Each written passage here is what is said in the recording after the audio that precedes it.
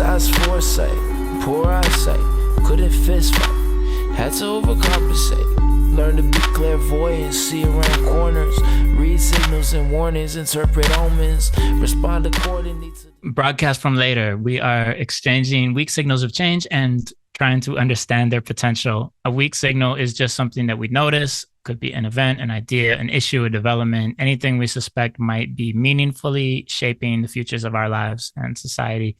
And from later, we're steadily tracking, tracing, soaking up the signs and trying to make sense of what's unfolding. And on these broadcasts, we're giving a glimpse of what it looks like when you're trying to understand something you don't know anything about. It is structured pretty much like show and tell. Each person shares a signal. The rest of us do not know what that item is in advance. And collectively, we're trying to make sense of it. So if you're listening and you feel lost and you don't understand what we're talking about, it's no problem. Neither do we. I don't know anything. Everybody just trying to figure it out on the fly. So today on the Vroom call, we have friends representing various intersecting crews and collectives, labels and squads, among them Haifa Cooperative, UKAI Projects from later. Udit Vira is here. Our producer, Jeremy Glenn, is here. I am here. Robert Bolton. Luisa G is back. And back once again for the first damn time is Jerrold McGrath. Hi, Jerry. Thank you for being here. Thank you. Jerrold is someone I crossed paths with a long time ago in Banff. Jerrold's an artist, researcher, I think equally a connector and a disruptor, the research lead at UKAI, currently focused on synthetic language. And I just bought your book about 5 minutes ago. It's called In Praise of Disorder. Jerry, why do you like chaos so much? I don't know if that's an apt description. I actually feel like I'm a fairly ordered person, but I don't know. Maybe it's a reflexive thing that I see patterns that people fall into, and life tends to be a bit more interesting when we fall out of them. And so how do we kind of develop gentle ways of dislocating people from routines that maybe aren't serving them? I struggle with sort of belonging, like wanting to belong or the process of belonging. And so I think I probably share that gift with others in the work that I do. Yeah, that sounds relatable. Yeah. Can you tell us a bit about the book and the project of the book? Yeah, I mean, writing a book is a bit of a ridiculous thing, but I had the urge and I had the time and I had the support. So I guess to take a step back from it, I would describe how I approach the world as drawing pretty heavily on anarchist philosophies and principles. In particular, people like Ivan Illich, who was a Roman Catholic priest, who argued that the corruption of Christianity came about as a result of the institutionalization of care. So his argument was that when we turn over the work to care for other people to institutions, we lose the capacity to do that ourselves. And I'm not a particularly religious person, but this sort of ethos was one that was attractive to me.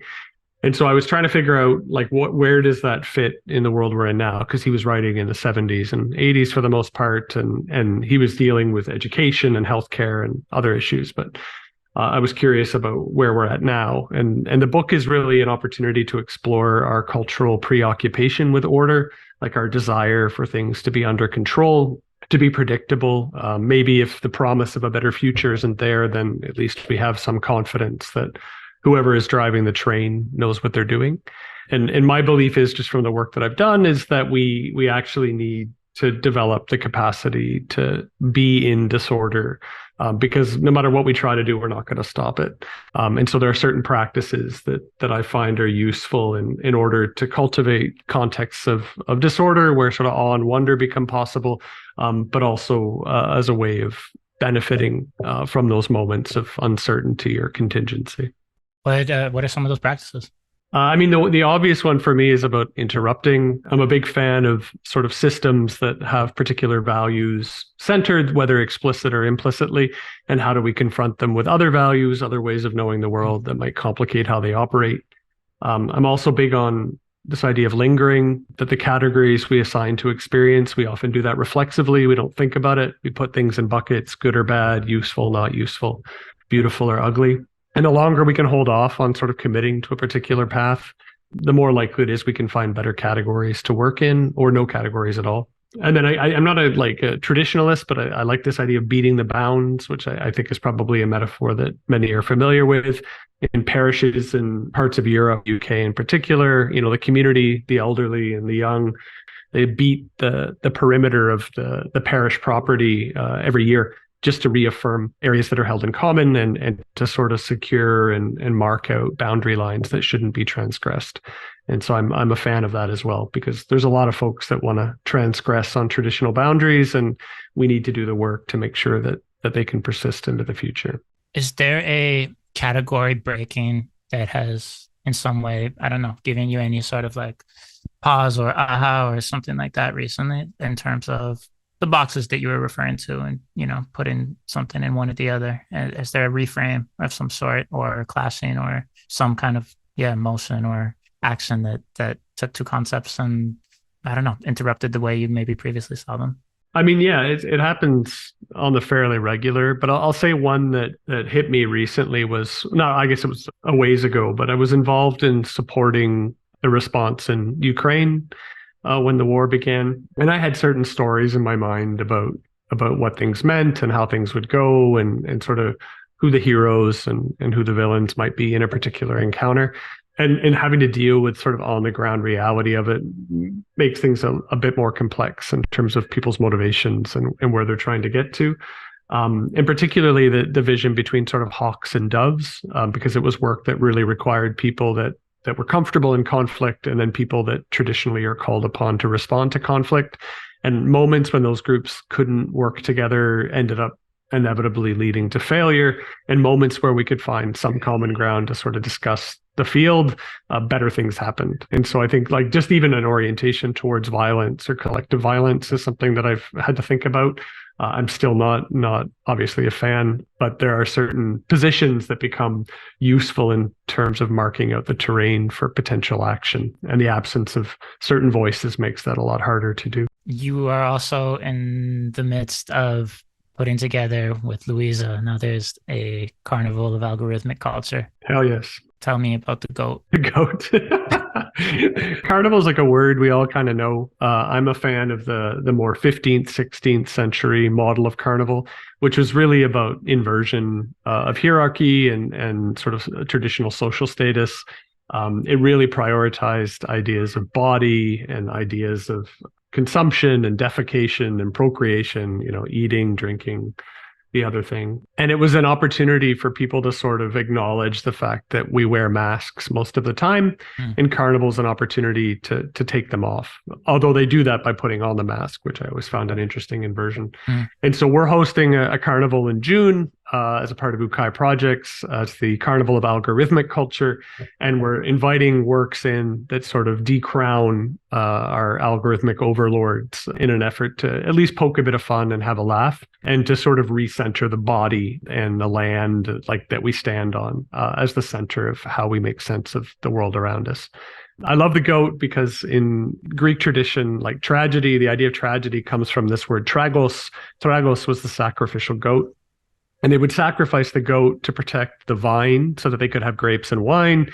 But of course, the goat was the god of wine. So they would kill the god of wine to save the god of wine. And so that circularity, that inevitability, that sort of tragic conclusion to the story is part of our attraction to goats. And so we have built a very large goat to feature in this carnival. So amazing. That's super you. I wonder if the like recently popularized goat standing for greatest of all time will ever find meaning through this as well. Yeah, it actually has created complications that I had not anticipated. My daughter is 14, and her understanding of goats is very much about the greatest of all time. Yeah, that's interesting. I wanted to just ask before we start with signals to give some more insight into your definition of algorithm and algorithmic culture. And I'm just curious, like, how broad that is, or what it means to you, and what's being sent up there. Yeah, sure. I mean, there's a bunch of work that's been done around this, and we borrow sort of from a range of sources. But algorithmic culture to me is a system or structure where the dynamics are mediated by a need for legibility. So where various technologies are implemented to advance certain objectives, often the moral positions of capitalism, so efficiency or size. And in service to that, the world is made readable. And in doing so, of course, certain qualities of experience become elided or become sort of amputated or mutilated in different ways. And so we're really interested in the implications of those decisions and those systems on how we understand our lives and how lives are available for us to live. Yeah, it's funny. I've been obviously aware of the plans for the carnival, but just as you were speaking through it this time, it was the first time it like hit quite so hard that this is totally the most appropriate way to deal with this particular thing that we all live with and that has ways of governing our experiences at times. Yeah, get very drunk and dance is basically That's the way. that. Yeah. Yeah, I think so. Thank you for that. I'm super excited to have you here and with Luisa too. It should be fun. So, Udit, what's your weakest signal? So my signal isn't a super weak signal, but I thought it would be fun to bring an AI related signal given that we have Jerry and Luisa here. And I'm sure you all are thinking about this kind of stuff a lot. And my timeline honestly has just been bombarded by GPT-4 and, hey, the financial system is collapsing tweets. That's all I see. So it was just very top of mind. That being said, there was a really interesting tweet thread that I came across and I thought it would be fun to talk about in this context. And what it was is this guy, his name is Jackson Greathouse Fall. He gave GPT-4 a $100 budget and said, hey, can you help me figure out what is the best thing I can do to maximize my profits? So essentially, it's like the paperclip experiment, but like actually being played out with GPT-4.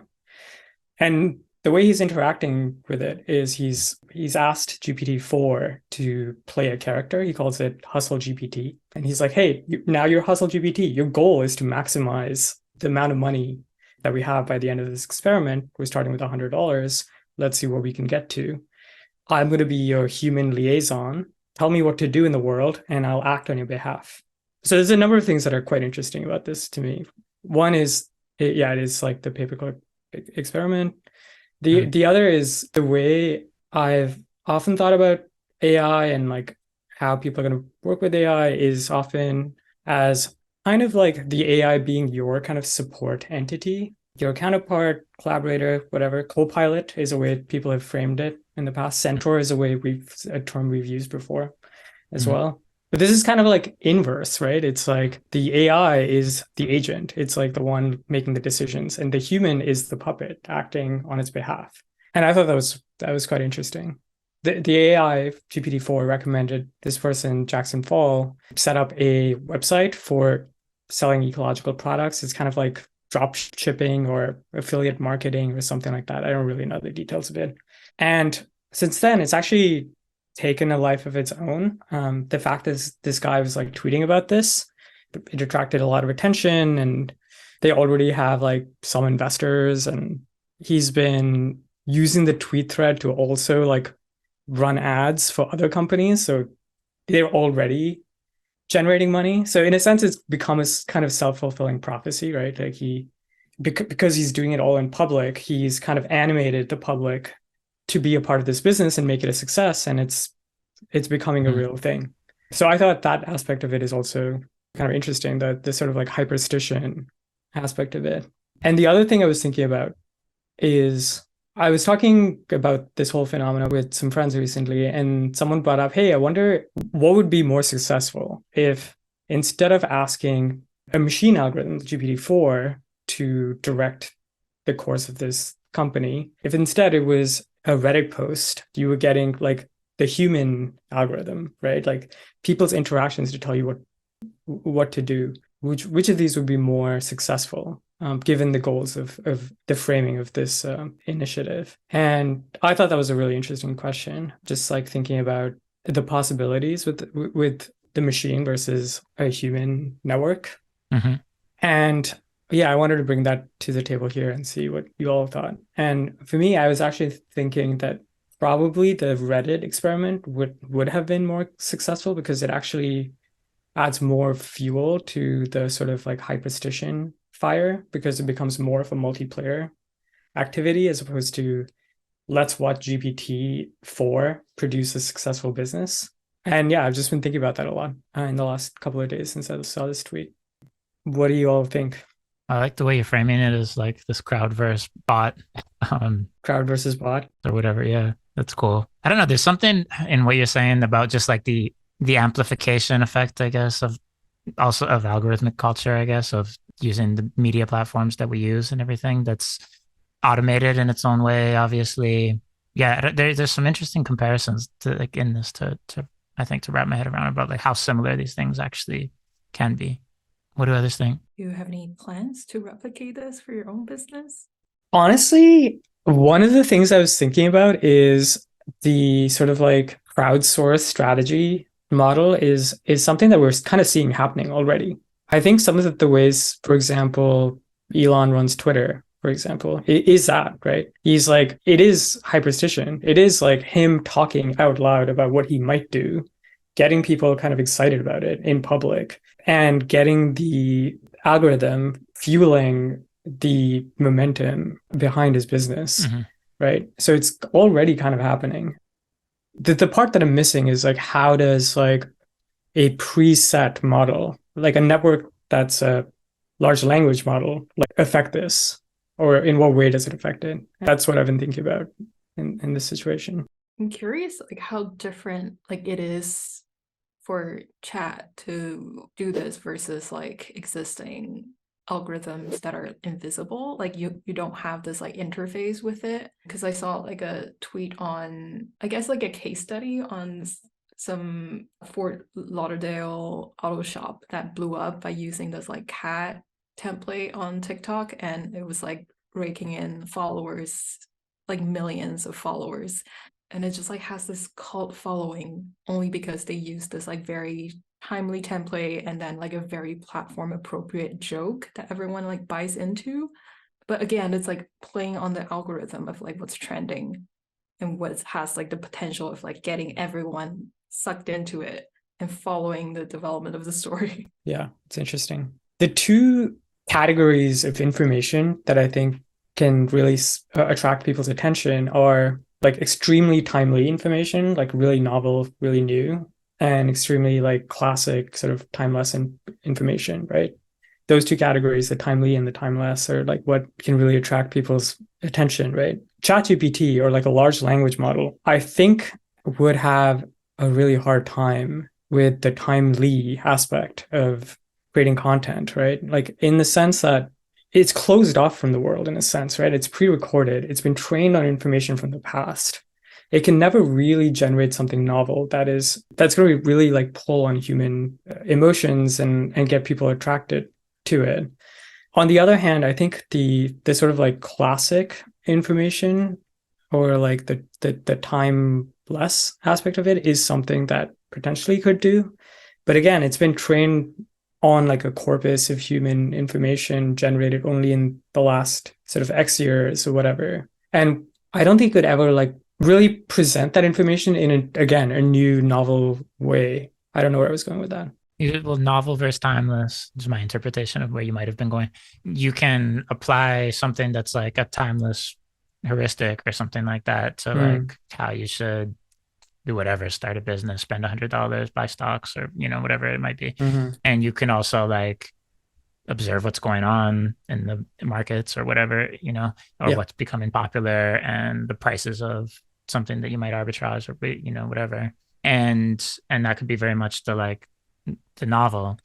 To me, what's interesting about your question there is just like it's all about the sweet synthesis, kind of meaning like sweet spot, like the sweet synthesis. It's the same thing with anything. And I think what I mostly see from like chatbots is you're getting pretty bland summaries most of the time. That's like, they're fine, they're like effective, but they're not good at like mixing the right things to generate something novel unless you're really steering them to. Probably in a case like this, the most effective would be like, yeah, maybe it's got some type of hypothesis based on timeless information, but applied to novel information, right? That's like where you would want this to go. I don't know if that's where you were going with. Yeah, no, that sounds interesting for sure. I saw the story that you're mentioning, and I mean, a few things that came up for me. One is sort of the like how willing we are to surrender agency to decision making outside of our own sort of cognitive experience, and then the reward of that. the positive stories of success of like HustleGPT and whatnot are a reminder to the rest of us that there's benefit in sort of giving up personal agency and decision making. And this might actually just be how I'm particularly broken. And the stories that won't get shared about the people that followed the advice of these systems and suffered as a result. And so there's a certain narrative tied to this. And then like for me, what's under that is like, why is there such a desire or willingness to sort of turn over decisions to something else or someone else? Mm-hmm. And what are we gaining? And then what are we sort of voluntarily giving up in the process? But yeah, that struck me most about that story was how difficult it would be for me to sort of do what an AI told me to do in terms of my investments, and not because I didn't trust it, just because habitually I would find it difficult to do that. Yeah, that's really interesting. I mean, surrendering control is something people fantasize about, I think, in like erotic contexts and things like that as well. It's like there's something deep there, but nobody actually wants to do. I think most people like you're saying, Jerrold, or we don't want to be seen doing it, right? Like we want to do it, but it's something that... No, and I don't even know if we actually want to do it. But like it's like the idea is... Yeah. But I think we do it. Like we sort of, whether it's social tradition or social norms or whatever it is, like we're constantly accommodating the stories of our grandparents. Mm-hmm. And now we're being invited to do it in service to new grandparents. I guess there's also a hidden undertone of like, hey, you can do this too and make a whole bunch of money doing it. There's always that on the internet. And what's the exchange, right? If you give up any sense of having expertise or knowledge and you turn it over to something else, then you too can be rich, right?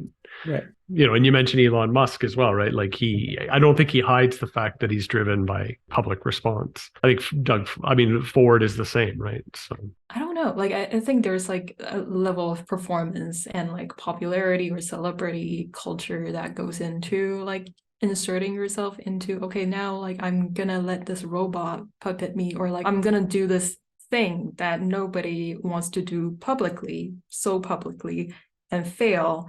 It's a train wreck you cannot look away, which is like everyone's attention on you, all the money goes into you, and and maybe it's like a mirror of our greatest fear, like once you walk through that, you're like, okay, now I'm rich, because I leaned into that particular side of society that nobody wants to admit that they actually want to do it. That's funny. I don't know. That reminds me of this, that the gimmick nature of a project like this rhymes with this whole thing. I've noticed that like the sort of recent history of like serious modern performance art can be seen on very obnoxiously loud YouTube clip thumbnails right now. And there's like so many people where it's like, I stayed in bed for this long and this happened. And it's like you can like apply that to like, and so I have this idea of like just taking like performance art pieces that well-known ones and just creating thumbnails for them and creating a YouTube channel that's like YouTuber style thumbnails. Oh, get ChatGPT to do that for you. Get AI to do that for you. Make those. I can get it to do the whole thing, start the channel and everything. The other place where this goes, I guess, Udit, is like, when does ChatGPT go from like word processor to actual word actuator is what I've been calling it. How far is it like give it your credit card info, like let it start doing transactions and give it your passwords and let it be the one that logs into your Twitter and creates the GoFundMe account or whatever it has to do as part of this amazing race game that it's embarked on. This is a product prediction from my tech prediction for me. I actually think that in a year, we're going to see AI being more of the sort of like actuator than not. Probably one of the most interesting places where AI can like fits in our interaction with technology is like middleware, is like a mediator in the sense that we interact with the AI and the AI controls the tools for us. Programmers have been doing this for a while now. I'm trying to like write a piece of software in a language that I don't know very much about, but I know how programming works conceptually. So I don't actually need to interface directly with my tools. I can interface with this intermediary to produce this sort of content for me, or write the code for me, right? And I think that's going to happen across the board. An example of this in a non-technical context is, you telling ChatGPT to like make something for you on Figma or whatever, right? Like you don't need to understand the specific idiosyncratic, UI aspects of this really particular tool. You just need to know what you want, and the AI kind of actuates that for you. To me, that's like the biggest unlock, right? Because you have this entire like array of tools that exist and that humans have made, and you don't really need to know how to use them. But the AI knows how to use them, and you just need to know how to ask the AI what you want out of them. You know what you want. Yeah, if you know what you want, right? In this case, actually, what's happening is like we're asking the AI to like decide what we should want, which to me is like not the interesting part of AI. The actuation is feels like the more valuable thing in the near term, at least. What's striking me now is just like the categories that in this project here that we're assuming are like, there's this like internal, external one that I'm wondering, is that false altogether? Like, I mean, we are maybe the ones who like input and output, like these computers do connect to the out where they always do it through us, right? Like, and so that there's like something I'm wondering about there of whether that's as big of a distinction as we imagine. What do you mean by category external and internal? Sorry, when I say like the internal, external, how you put it, like you said, it does not connect to the outside world. I'm jumping back a little bit to think that ChatGPT does not connect to the outside world, and in some way, it always does. Like that's what like when every time you Instagram post or something, you connect it to the like, yeah, whatever it is that you do, and certainly when you write a news article, and in that way, we're like always doing that bidding or something. But like, yeah, the first thing you brought up was this kind of thing that this guy is surrendering to be the task rabbit, as opposed to the AI doing his bidding. He's doing its bidding in a sense, and putting himself in that position. Yeah, and I guess I just question him like, yeah, is that divide so even big right now? I'm curious about like if all the businesses or like business ideas are like wildly successful, and like who's paying for those like instances of businesses, right? Like all the ideas that Chat GPT is giving you, you went to do it. Like who on the other end is the consumer of those ideas, and what makes that attractive for them? Is it, I don't know, is it because Chat GPT knows us as like a society, or how do economies work? or how the economies work? Yeah, I mean, someone doesn't need to lose money for businesses to work. It can be non-zero sum also. But that being said, these businesses are being created sitting on the shoulder of like all this past work that humanity has done. And there's a case to be made for sort of like retroactive compensation to the work that's been put into like creating these large language models, I guess. And I don't know how that's possible. Like, how do you trace the sort of like value creation through the algorithm to like the sort of like original creators of some of these ideas or whatever that is leading to the possibilities of these businesses making money, right? It's kind of a black box what happens inside the model and who actually seeded the original ideas or whatnot. And maybe it's not worth it. Like maybe all of that sort of like value that's being generated should be collected in a commons or something and just like distributed among everybody in some way. I mean, I think this is also the difference between living in a culture and in an economy, right? Where I try to create value for myself, my community in many ways that I don't ever expect sort of attribution to be allocated. Yeah, and so are my investments perceived as being self-interested or possessed by me, versus are they investments in the betterment of the collective? And I think we probably haven't felt like it's an investment in the betterment of the collective in quite a while, at least to here in Toronto. But yeah, I think it's an interesting question. I'm starting to conceive of this project as a braid of like the crowd, the bot, and the user, the original user whose concept this is. And so my question is like, do the forces and lures at work in forming this braid, where does that all lead? What's the future of the user who initiates a project? Maybe it's not business or economic at all, but some kind of project that engages the crowd, the algorithm, the AI, whatever that sort of force is, or let's just call it ChatGPT in this case. Yeah, and the crowd, the user, the crowd, and the bot. Where would that take us? Will we see a lot more projects like of this nature is this in itself some kind of category of doing or of making or of something? I mean, it's passivity, right? Like it's an invitation to do nothing, like exploit existing But it's like, a lot yeah. of people doing a lot, isn't it? In this Well, case, I'd say in this case, you have an AI out in the world. Once it can be semi-autonomous, then it surfs someone else's algorithm to get public attention to drive revenue, so I can have my comfort. And the novelty of the act will, be eclipsed. It'll become boring, Yes. and then it'll be whichever the next one is. So, Okay. yeah, like to me, there's a passivity. Like there isn't a craft involved. Like there's a concept, which I think is what AI drives. Is it elevates the concept and whatever it elevates, de-escalates, lowers the importance of craft, or yeah. And so to me, it's like Wall-E. Like it's like, how do I allow others to do the work that allows me to be comfortable and not wanting necessarily to notice the harm? Because I mean, yes, you can have growth that doesn't draw away from someone else, but recently most of that growth has been through financialization. Like it's symbolic. And so that at some point there's a price to pay. And I guarantee it probably won't be the person creating ChatGPT or the algorithm, or that's my grumpy old man moment. Sorry. Yeah. What I'm getting at more so is like, what's the art project, or let's just say like big project? What's the something as important as Wikipedia has been to the past 20 years of internet that might come from one person prompting a chatbot, doing it publicly, getting some feedback, engaging with like the crowd, engaging with an audience of people, and could something great coming out of that? I'm sort of outside of, not necessarily like in the form of a business or anything, but of a project, an enterprise of any sort.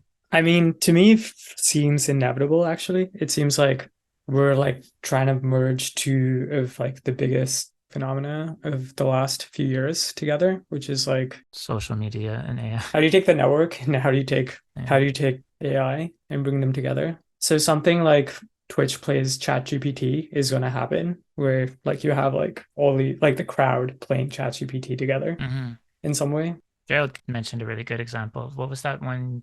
The Twitch with prompts from the audience. Oh yeah, transition AI or transitional forms. Yeah. There's different things like that. There's like a Udzi. There's a podcast. I haven't really spent time with it, but like the third podcaster is a bot essentially. But I don't know why I keep coming back to like Václav Havel and the Green Grocer story, right? Like what happens when we turn over the need to make ideological decisions to external systems. And so I think there's a project there. It's just the name of that project is probably not one that we're comfortable talking about, right? This is how authoritarianism works, where people sort of turn over assumptions about right and wrong to outside bodies. Is that the only frame you? Because it's funny that you're going. For some reason, for me, I don't. That's not immediately where it's taking me. Even though I can completely get it, it's taking me more to like a more like surrendering in a much more free kind of way, or something like that. That we might be able to learn something, become curious about something, or discover something that we otherwise wouldn't by letting go and taking some orders from the machine. Maybe it's because I have some faith that like if I tried to do it, I would have a line where I would draw. I wouldn't just do anything that. Yeah, as long as you're aware of it. Yeah. Mm-hmm. Yeah, like I'm just thinking that's exciting though, because like there are people who have this like, I'm gonna be like very curious and learn about this and then do something completely, I guess, off-putting in the eyes of the bot. So we always go around and do a round of signal or noise on these. Luisa, is this a signal or is this merely noise?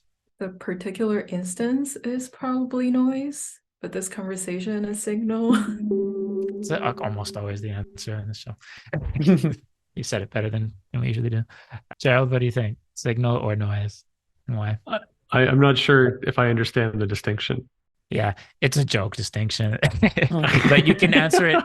It's essentially overrated, underrated, or you can frame it however you like, really. Oh, I think it's super real. I just think it's terrifying. Yeah. Yeah, real. And so do you think, terrifying. That would be signal, I guess. Signal that it's happening and something's going to happen. A signal for our future is the question. Yeah.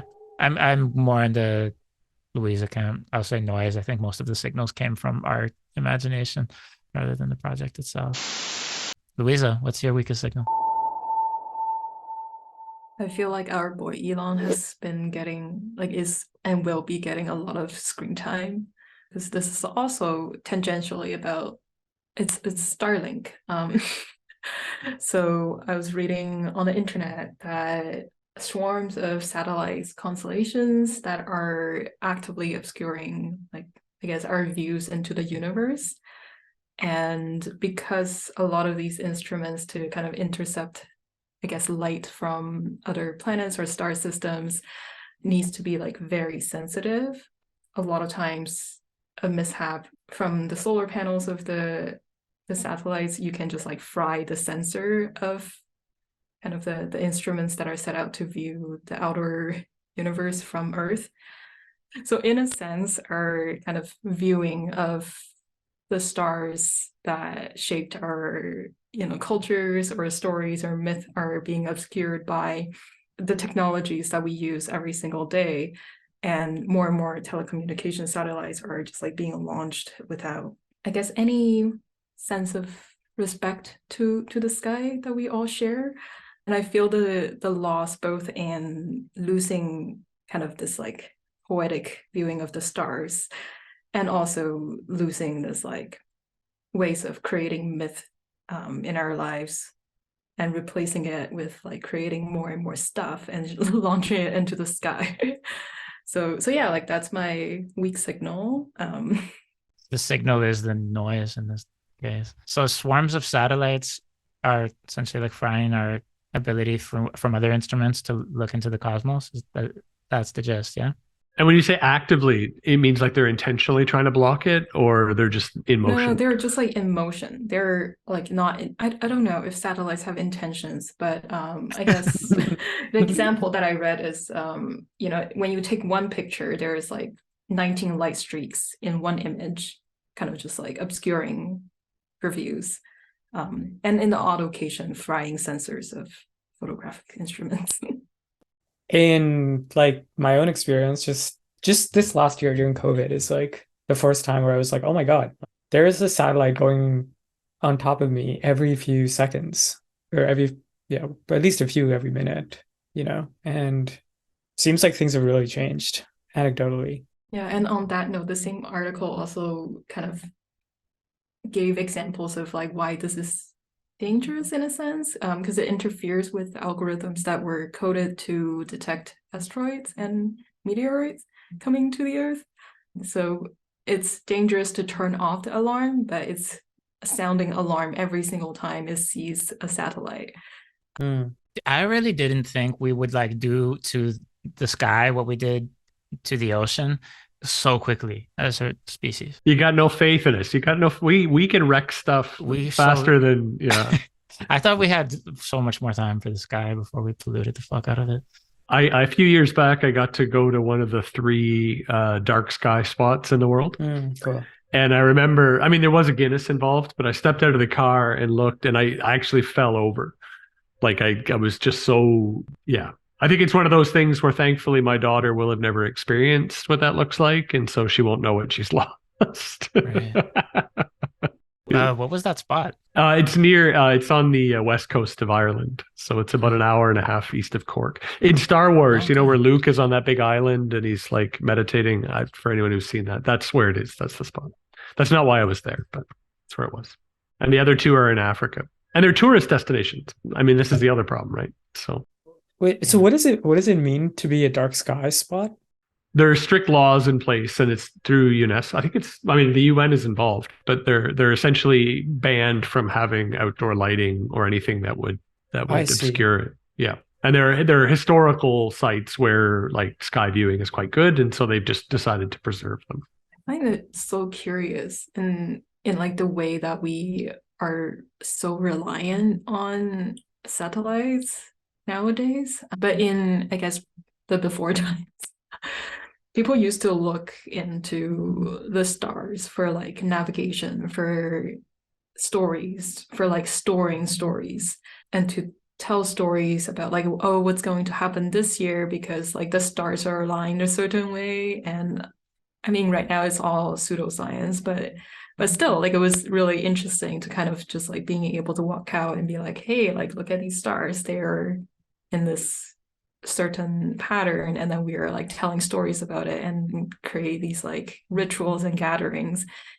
I'm curious if like there are any ways we can turn kind of our viewing of satellites and these like space junk into myths and stories, like how messed up or like fun would it be, or like instead of like telling, you know, through a news reporting how dangerous and serious and we're all doomed this is. I would build a church around like the International Space Station or something, and like just deny any knowledge of its physical fabrication, but like just build a faith structure around it moving slowly around the planet. So I would do that. And like, how would you worship it? Like what's the mechanism of like, what does that church look like? I mean, maybe if you dig a little hole and you fill it with maybe rose water or something and try to catch the reflection of the space station as it passes over. Like Venus was always special because it's the only, other than the sun and moon, the only source that can cast a shadow. I mean, it'd be curious if some of the satellites have qualities that would make them open. It would just require like a conscious forgetting, right? We'd have to not know. Just to contradict what you're saying a little bit, Luisa, you could argue that we have never seen the stars better than we have right now. There's like a bunch of really incredible instruments that we've launched in the last few years, in fact, and are probing deeper and deeper into the cosmos, which we couldn't do before. And a lot of this is possible only because of the satellites we have out there. And I love that. Like, I love the new telescopes and like being able to produce like the images that we're seeing and like so much more details and so much more room for speculation and these like myth building. Mm-hmm. But I think my sense of loss is that now we're able to see better because of our instruments. Our ability to tell stories haven't really been explored in the same kind of magnitude that, you know, our ancestors or like even just like a few generations before us were able to do that, because we are, I don't know, we see more but we think less.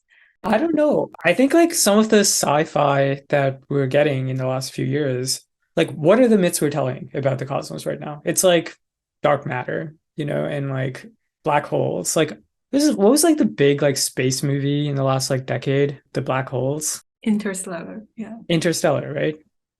Those are the myths. And the reason why we can tell those myths is because we have these instruments and we have like, you know, this like work of these like myth builders, like the scientists or whatever, you know, the prophets of our age who are like telling us about, you know, what's possible.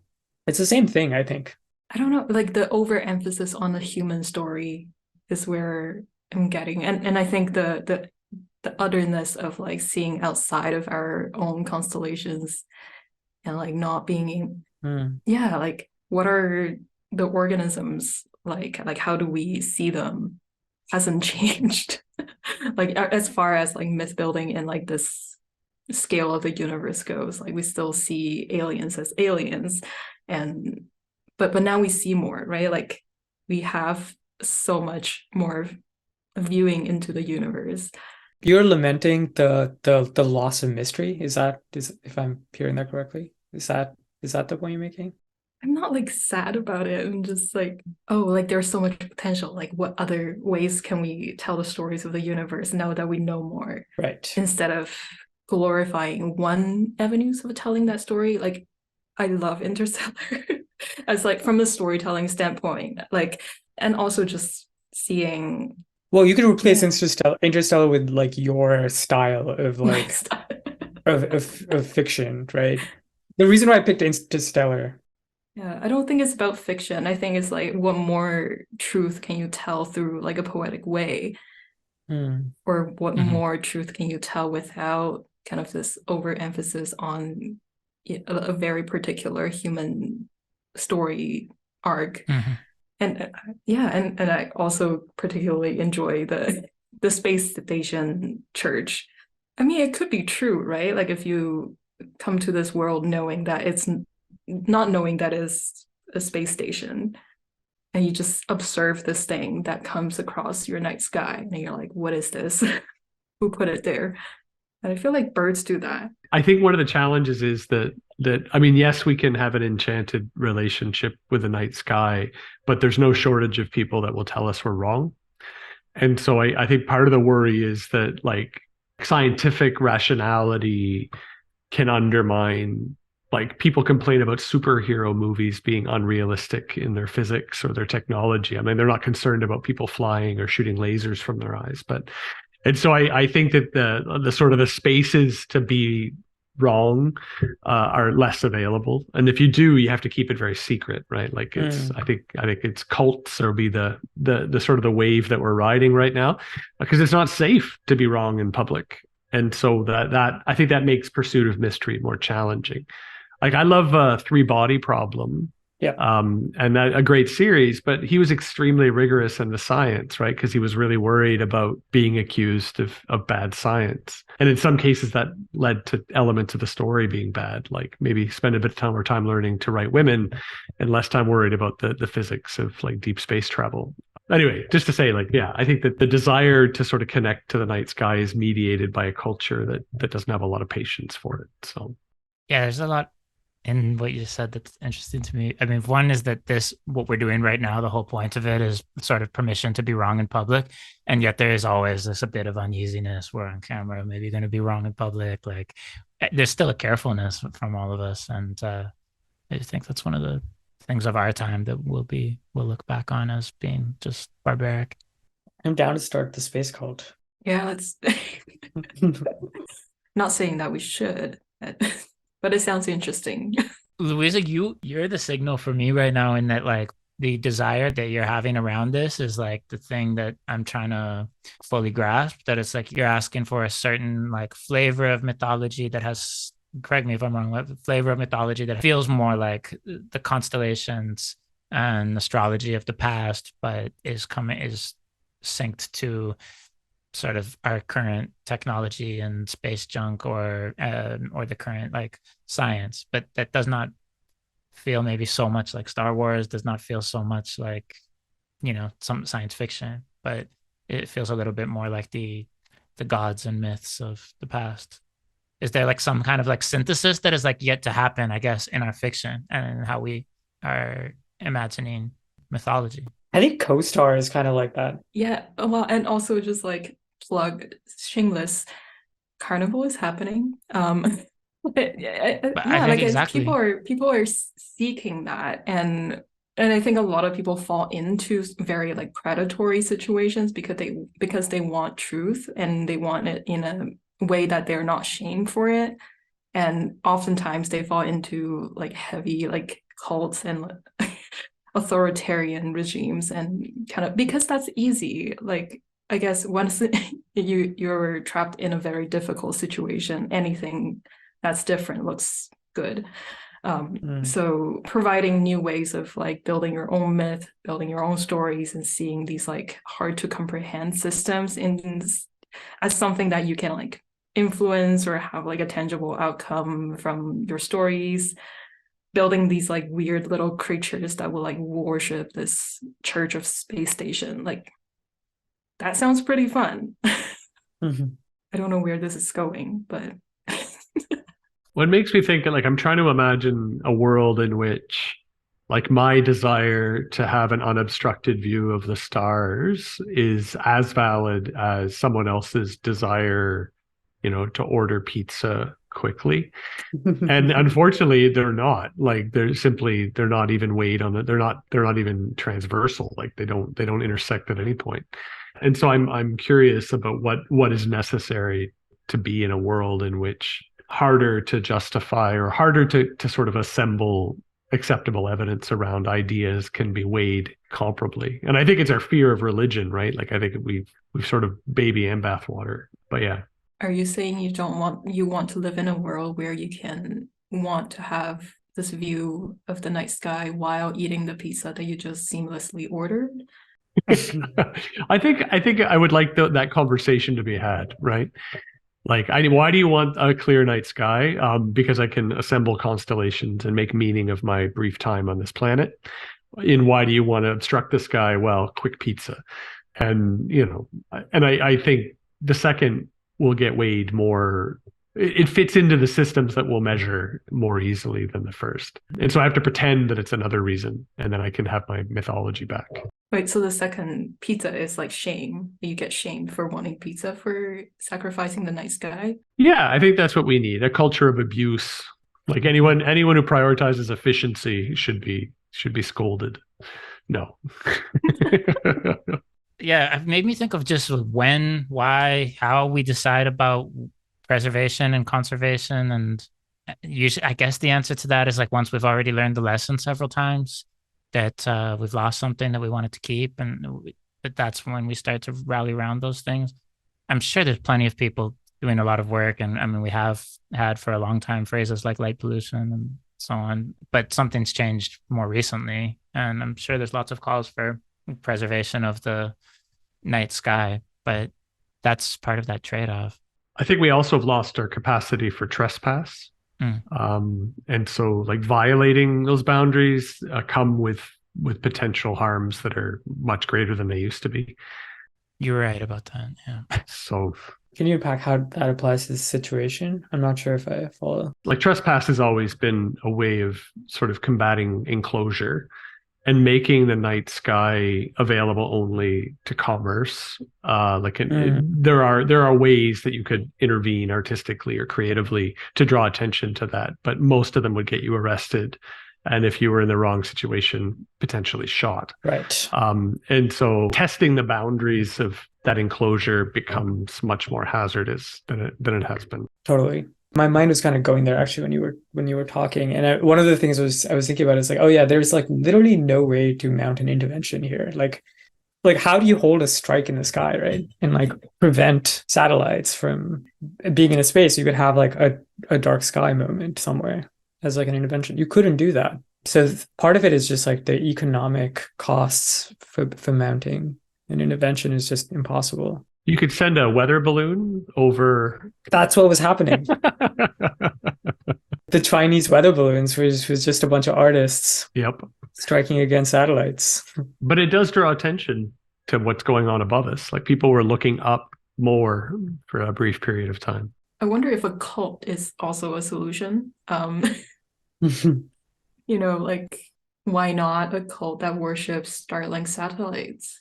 And people will look up more for the wrong reasons, but what does that look like? And then one day, if those satellites will be, I don't know, like retired, is that a thing? Like, would the people who worship a swarm of like Starlink satellites be devastated that their divine leaders are gone? I know this exists for trains and planes, the train spotting and plane spotting forums. I'm sure they're like satellite spotting forums too. And people are like, that's basically the equivalent of a satellite cult, right? I like that. Signal or noise, Udit? Signal. Say no more. Jerrold? I'm still unclear on the distinction, but signal feels like the polite response. So I will say that. Yeah, it's so funny. But actually, like, to really, if there was a way to win this game show, it's when everyone says noise to your signal, because the best, weak enough.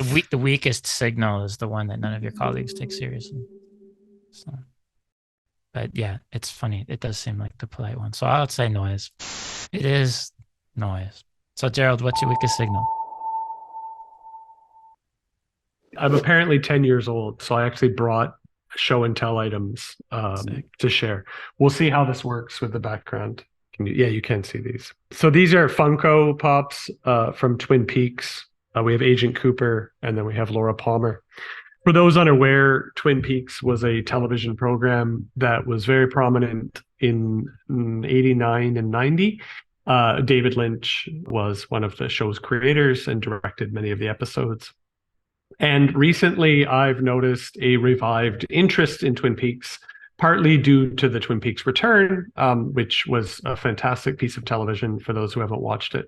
But also, I'm interested and curious in the evolution over time of thoughts about the show, because I went and saw Twin Peaks Fire Walk with Me in the theater when it came out. I think that was in 1992. I saw it on opening night, and my friend and I were the only two people in the theater. And now I seem to encounter many people who claim to have seen it, but I'm extremely skeptical because it did extremely poorly. And what I love about Twin Peaks is that it's like David Lynch's, he dislikes television. He dislikes modern television in particular, because he says what happens is you're introduced to a dead girl, and then, oh, you can't really see her. There we go. And all you want to know is who done it, right? You want the story to be finished. You want it to be finalized. You don't really care about who she is. You don't really want to know about what experiences led her to her death. You just want to know who the killer was, what their motivation was, sense of closure, and then we move on to next week. So he committed to make a show where you're introduced to the dead girl at the very first scene, the very first episode. And over the course of the show, you learn about her. You get to know about her history, about her problems, about her relationships. And the intention was to actually never reveal who the killer was. But the show became so massively popular, like it was a cultural phenomenon that people demanded to know. And the network actually forced him to name a killer for Laura Palmer. And I won't spoil it, but it's a quasi-demonic spirit from another dimension who feeds on creamed corn and occupies her father. So it makes total sense. And then he stepped away from the show because he was pissed off about the whole thing. And then the new show came back, and if anything, it's more incomplete and more incoherent and more confusing than the original show. And people just loved it. Like, they loved this not knowing. They loved this unfinalized character. They wanted the story to resolve neatly, but it didn't, and they loved being frustrated by that. And I can't speak to like why David Lynch sort of organized the work in the way that he did, because he doesn't like to talk about his work. But I find it really interesting that there's a contemporary movement that's attracted to David Lynch and his work, because it is hard to watch. It's like the opposite of a superhero movie. Like, there is very little moral clarity. You don't know if it's going to resolve, how it's going to resolve. It's a critique of the infrastructure that sort of delivers us these messages of violence and hate and fear.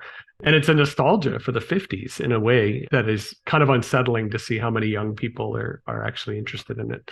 And then Funko Pops of David Lynch and Twin Peaks is like the most absurd thing ever, because like you're absolutely emptying out these characters that they spent years filling up with sort of life and vitality. So the commercialization of that process of then unfinalized narrative is also very interesting and alarming. But I guess that's my signal, this attraction to stories that are unfinalized, that don't reach completion, that are confusing, that require multiple sort of sites of interpretation. And maybe not in the mainstream, but that maybe there's going to be a return to stories that actually go out of their way to frustrate us in our intentions to assemble it into a coherent whole. I think there's a fair bit of evidence you could use to support that argument that things have been going that way. But what I'm wondering is that if people actually desire or expect that there will be some resolution, and so they are expecting that based on maybe what they know about stories from their whole lives, and maybe that would be even more satisfying if something is so convoluted and random. I don't know whether they're actually being drawn to something that is unresolved. Jerry, do you have a hypothesis for why now? Like, why is it coming back now? So the show was canceled for the most part because it was the number 2 most viewed television program at the time, but it's a show about like a sexual abuse of a high school student and then her murder, and none of the advertisers wanted to be attached to it, and so it ended up being canceled. The show also deteriorated in quality, but it was a moment in time where it was like, what the hell is going on? Like this show is utterly incomprehensible. And it was fun. Like, you would actually be waiting for the next week to be even more confused, and then like try to figure it out with friends or others, and like just like not even knowing what's going on. And so I wonder if like this push towards certainty, like what's in the movie theaters, Cocaine Bear and Ant-Man, and like like movies that were probably written in part by ChatGPT, you know, and you know how they're going to resolve. Like, there's really not going to be any surprises there. And so maybe the counter to that is stories that you can endlessly argue about or talk about because they're never going to actually cohere, and the author's never going to tell you what they mean. And so it becomes this thing that you can constantly reopen. Hmm. And you don't have to look for novelty. You can just sort of come back to it and linger in it for a little longer. Where my mind went immediately was this is happening during a time where we've had, at least in my lifetime, what seems like the most number of conspiracy theories, this QAnon shit happening. Life feels like there's a bunch of like conflicting narratives all kind of playing out, and there's not going to be any final resolution here, most likely. You don't really know who the main characters are and like who's like puppeteering this whole thing, if there's a puppeteer at all. And it feels like people are trained on consuming, media wherever this is kind of happening already also. Like the Marvel movies are kind of like an escape from that. But also David Lynch is kind of like the reflection of that, right? Of like reality in a sense. So to me, it kind of makes sense that it's coming at the same time, where like you're seeing both of these, like the escape and the reflection. Yeah, think of the big Oscar winner was a multiverse movie. There was multiple huge multiverse movies. In that case of Everything Everywhere All at Once, it's almost like actually a very sort of standard, neatly resolved film in disguise of something that's not like styled as one that's not. But I wonder about that one, like the title itself feels like if it had a different title, would it have been even as popular as it was? Like that title resonates so much with the feeling right now that it's just like a little haiku of our moment in some way. I mean, I enjoyed that film, and then Banshees of Inisherin was my favorite film of the year, and it's another one that you just not quite sure how you're supposed to feel about it. And I think to me, that was rewarding to see. It didn't win a damn thing, but it at least held open the possibility, like for people to have to do the work of making sense of the culture around them. Yeah, I don't know. Maybe it's like an optimistic side of me, but I sense a hunger, like to be confused. Yeah. This is like kind of going on a tangent, but it's sort of like you don't listen to music to just like for it to end in the second note. But also culturally, like music has been written for like shorter and shorter like time of consumption. And most recently, if it fits in a TikTok video, it will blow up. But yeah, like I think there's certain beauty in like holding on a note and then go like up and down everywhere and then not resolve and then 4 movements later you're like, okay, I'm done. Like it's quite, I don't know if that has become a luxury in our time, to like even for Twin Peaks. I recently watched it and I was just like thinking, okay, so if Netflix would have produced it, would it be something completely different? Like, would the stories be different? Would the meander be cut off? Interesting question. Would Netflix ever produce something that chaotic? Maybe it would, because the algorithm would detect that people want it, in a very sort of like predetermined way. Craftful chaos. Curious aside from Twin Peaks, what's the like least comprehensible content that moves you or that you enjoy watching or you desire to watch? The news. Yeah, the news. That's a good one. Just the entirety of your feed. I mean, I get most of it from books. Fiction or and I think novels are good at creating those conditions for multiple sort of consciousnesses to be in relationship to each other, and so we bounce around trying to make sense of what things are. You just don't see that as much like in screen-based culture, and people still read a lot, but I think they tend to read things that are neat, like that resolve. They're a bit more akin to epics than they are to novels, maybe. Yeah, I haven't watched Twin Peaks, but I'm wondering if you can take a stab at like what allows Twin Peaks to take these liberties, because I feel like there always has to be some grounding. Is it the one character that you have to know, or no? I think one is the texture. Like Lynch is very good at putting physical textures into work, so it's like a rare film or TV show that it feels like you can touch. Okay, like he constructs his own mythologies, and so trying to figure out like this beautiful moment that I don't understand, and I'm in this kind of space of awe. Like it creates moments of awe and wonder and horror that I think invite people to process. And I don't think a lot of folks want to do that. because it's unsettling. But I think Lynch doesn't care. But I think that's the big part of it. And I think he does talk about what it was talking about, like the sort of the old stories, the timely stories and the timeless stories. And I think there's a lot that's timeless in there as well. And I think people are drawn to that. Right. I think I gave one that maybe was harder if people don't know it well, but yeah. I yeah.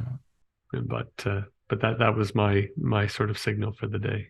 And why do we want to be frustrated by something we watch? I think because the categories we apply to experience aren't satisfying us. Like I can very easily watch a movie and sort of sort it and like that acting job was this and it's this genre and it fits in here.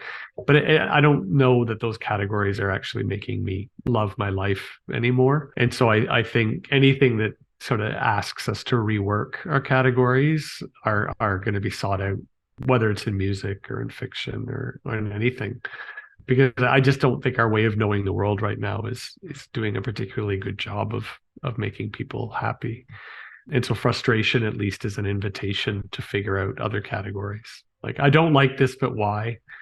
Or what about this is like causing me to reflexively reject it? What's the invitation? Like, how can I hold myself in it for a bit? It reminds me of those like very satisfying videos that people make with like 3D software. Like everything just like falls into place and it loops back. And it's like this very like smooth motion, like very smooth sound design, and like, you know, this like texture of like there's no seams. Like it's just so satisfying. But when you say it reminds you of that, it's the opposite of that, or it's the... I think it's like in dialogue of like when you're in dialogue. Yeah. And like in my mind, I was like just looking for flaws in and then like constantly looking. Yeah. And for me, like I'm not like super fast at reading. So a lot of times just like books gets open and it lies there for a while. But I've recently rekindled my curiosity towards like things that are tiny and looking at them through the microscope and just like in awe. I was like, this piece of leaf is very amazing. It has all these weird structures that I've never seen before. And all I want to know is like to know more about you, this little piece of leaf. And I haven't felt that in a very long time, even though the internet has like been giving me a lot of information and you know, the rabbit holes are never closing. I think like in our lives, there are so many of these like crevices that we tend to not explore because either we were told not to or like it's not appealing in a certain way. Well, there's not time, right? It's not justifiable. Looking at things in microscopes because they provide you a sense of awe is like, it's hard to attribute that to billable hours. So yeah, you know, we'd give it to ourselves as a treat. Yeah. The opposite is that you're a scientist and that's all you do. Like, but then do you have awe? You don't have awe anymore. Yeah, then it's work. Jerrold, relating this back to what you said earlier about uncertainty, I guess, and chaos. I mean, do you feel that part of it is some part of us is wanting to build the muscle, like to be okay with it? That's why we're watching it, because it's good for us. It's like, yeah, good for us, or it makes us feel something that we don't get to feel that often, right?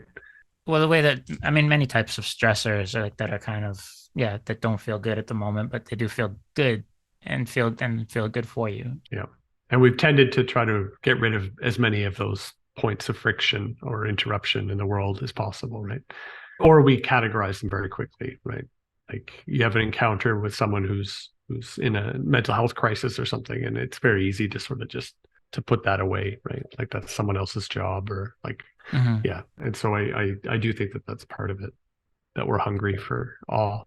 It's very interesting to me that we would be like actively seeking out to build our capacity for the opposite of what we get out of a Marvel movie or a basketball game, or like this kind of like certainty of like who is good and who's on your team and who you're rooting for and who's won and who's lost and all of that. That's the reason. And that maybe that's happening on a subconscious level, not on a level where you're saying, I'm going to go and watch this because I ought to. I want to suffer. Yeah, but you actually feel like you want to watch it. Yeah. I was trying to think of other examples, and there's like the true crime murder documentary stories that people love to watch. even in comedy, like the unbearable, awkward situations that people like to watch. And I always would have thought maybe that's because it's like relatable, but maybe, yeah, finding the humor in it is that kind of defense from something that is frustrating in real life, watching The Office, like situations that you would see on The Office or Curb Your Enthusiasm or something. I do think comedy is a great example of it, right? It's all about surprise. Mm-hmm. Yeah, Yeah. horror and comedy are the two genres I would think of.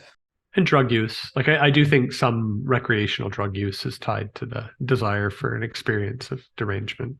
Is there anything to the experience of time in this as well? Like, I have no idea about Twin Peaks, but I thought I'd say that when you say drug use and just things that fuck with your perception of time. Yeah, I mean, I would think, right? Like if our traditional habitual phenomenology of time is messed with, like you're gonna have to make sense of that. So yeah, I imagine that's a part of it. Endless returning, and like I think the attraction of like deja vu and those types of experiences. And horror is interesting too. I hadn't thought of that. It's like you cannot look away. Yeah, surprise, but you can't look away. And You're right, and you don't know how it's going to resolve. That's kind of the point. exactly. And it's like you want to look away because you know you will be scared, but you can't because you don't want to miss the next thing that happens. Yeah, I think horror is a really interesting genre. And I've been watching a TV show recently called Undone. Maybe you all have heard about it. Fascinated by the like signals that show up. Maybe I just like to, this is my new astrology, I guess. The 3 signals that come together on any week and what kind of triangulation we can draw here between the new satellite religions taking commands from chatbots and like the frustrating, unresolved experience of Twin Peaks. Any thoughts? Control and surrender. Yeah. You will be frustrated and you will be happy. Signal and noise, Udit. Signal. I think, yeah. Luisa? The little bobblehead thing, noise. The rest, signal. Which part's the signal for you? Mostly, what's the aspect of it that you think most signal is something that could tell us about our future? The part where we like spiral down to like horror or like genre bending and like this unresolved, I don't know what is going on. Yeah, I mean, it's a signal for me because I want to track both that as well as I'm going to probably go watch Twin Peaks. It just finally convinced me. Something I've been hearing about for long enough. Broadcast from later. I liked that. Thank you that we're done. When I say broadcast from later, we don't say goodbye. Unresolved ending. I liked the pace and tone today. You just nice. Like cut it off like right in the middle, like broadcast. Exactly. Yeah, we could do that. That's how Netflix manufactured the unresolvedness. Just like cancel shows. Just cut it. Just cut it. Cancel shows. That is true. How's it going, Jeremy? Great. Yeah, great show, everyone. I always worry that I'm doing it wrong, but you know, that's the... Yeah, that was great. I thought you're gonna end up like being our promo there with just like, I'm still not sure I understand the distinction. I think that's like the supercut from now on. It's gonna be in there because it's like, well, you get it, but I don't know if I get it. Yeah, I don't know what I'm actually giving up and making a choice. I think that's my anxiety. So yeah. The truth is that there is no real distinction here. And you also nailed it when you said it's like polite. Everybody, we can't seem to like move away from that. But it's weak signal is an oxymoron as a phrase. Well, especially weakest is even more. Yeah. If you're aiming for weakest or you're aiming for like signal being like significant, you have 2 opposing goals, which is that way is a very Jerrold thing. Wouldn't the weakest signal just be the one that I create and don't share? You might not even create it. Just contemplate it. So it's just like a vibe. We need VibesGPT. That's what I was looking for. That's good. What would Reddit say? That's what I want to know. VibesGPT is probably going to be our podcast title here. Yeah. I do feel like there is something there though, Jerry. Like I was a huge fan when it first came out and rewatched it several times when I was able to, like in my older years, and then watched the new series. And I agree, it was like, there's just nothing like it. And new TV is uber predictable. Like there's so many options which are just, there's too many movies where I've started to watch the movie 10 minutes and I'm like, I get it already. I know, And this one, especially the new series, you were just like, what the fuck is going on? Nothing, like, yeah, really, like very few answers, like at all, and just more questions. And the final scene, the very, very final scene is like, yeah. It's. Can you watch the new stuff without watching any of the old stuff, or do you have to do it in order? I think you should watch the movie Fire Walk with Me, and then season 1 of the original. Season 2 can be ignored. Yeah, I didn't watch the movie again. Actually, I don't think I even watched the movie until I'd rewatched the entire series again. And then it was kind of like, oh, okay, yeah, this actually brings a lot of sense to the show. I think it was just the juxtaposition, especially like in the late 80s, early 90s. And you had so many of those formulaic like sitcoms and stuff. And like I've now come to see the sitcom as like the drink at the end of the day. It's like the thing you can count on to act in a particular way, and you know how it's going to resolve, and you're kind of like, okay, cool, that's my parasympathetic nervous system accounted for the day, you know, like I don't need to drink, I just watch that sitcom and know that like Carl's going to get upset at Urkel again and it's going to happen. I like, love whatever. That's the one you go to. That's right. Yeah. Are there any more than that, or like Full House, right? Like they're all just like. Have you all ever seen the theory from like Jerry Seinfeld? But it was a Jerry Seinfeld and Norm Macdonald conversation about like why we feel that he's watching certain things like Larry King, baseball, and almost all sitcoms like are so common, and they attribute it all to environment. And it's like if you just have a nice place that's consistent and that feels good, it's like that will do it. And it kind of makes me wonder, like, why not make the sitcoms way crazier than make it way more? If that's all you need to sort of, you know, give that sedative effect that you're talking about. Like, yeah. Well, I do feel like with like you mentioned comedy, and I was saying this to my partner the other day, how like the evolution of shock comedy when you see like when I first watched Tim and Eric and being like, what the fuck is this? I don't get it. And then being like, I need so much more of this style of comedy. And then seeing Eric Andre and going, okay, no, he went too far. And then I watched a few more shows and went, oh shit, I got to watch the next season. Like it's crazy. Like that feedback loop of kind of, yeah, you're not ready for it. You kind of immediately resist. There's a sort of like stage of resistance in a similar way, like you said, to like psychedelics. You have this initial adaptation phase where you're kind of like, what's happening? I'm not sure what's going on. There's like all kinds of sensory input.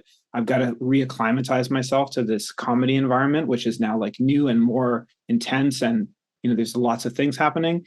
And then, you finally, it is a sort of set and setting kind of thing. Like, okay, now I'm ready. My mind is prepared. I'm in the right like headspace, and I can accept like a higher dose. Yeah, a higher dose of like exactly chaos in comedy. Yeah. Someone should start a chaos medicine wellness program with like, how do you like build up your chaos? There's a book out there. Just saying, there's a book out there. Quite a rise in chaos armor. I got some copies around. I got about 400 just over there. So. And also Carnival is happening. Just change the name to Chaos Camp. Quickly, I'll share. I wrote a post a few years back that went viral. It was about like Japanese words for space, and it was very, very shared. And then about 6 months later, I discovered a subreddit that was committed just to making fun of me. It was amazing. There was words I didn't know, like cuck. I had to look it up. This is like I was very naive about the Reddit world, but yeah, it was some very mean things said in there. But yeah, I was Reddit famous. How was that experience for you at the time? Because right now, I don't know how it is now. That sounds odd. You seem to be a bit proud of it. I would be proud of it. It was hilarious, yeah. And even the critiques, there was some validity there. I was down. I was like, yeah, like it's a bit douchey. That's funny. Is that step one in the book? It's like big bold claims, publish them on the internet, find Reddit community to hate on you, enjoy abuse. Yeah. Repeat. I mean, I think everybody needs haters. It's a milestone